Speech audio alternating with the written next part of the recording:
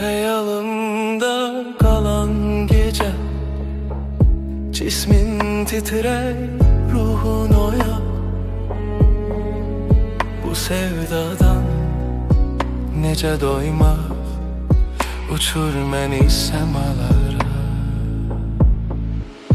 Hayalımda sen geceler boyu, yüreğimde sönmez bir aloldu bu.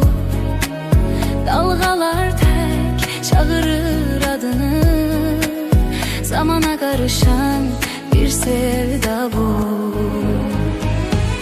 Aktar beni gecelerde, o sayrışan ulduzlarda, nəğmə olup dodaqlarda, oxu beni sessiz sessiz.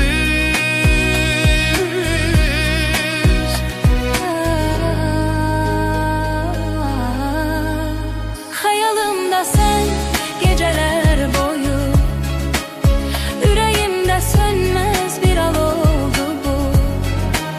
Dalgalar tek çağırır adını, zamana karışan bir sevda bu. Deniz olup coştur beni, sahil boyu yusun gemi, ümit kimi tapsın gemi. Dalgalarda itip geçsem, susur gece danışır yüreğim, adın düşürer nefesime. İtip geçsem dumanlı yollarda, tap beni bir ümit kimi yine. Hayalımda sen geceler boyu, yüreğimde sönmez bir aloldu bu. Bir iz salar zamanın koynunda, ebedi yazılan bir sevda bu.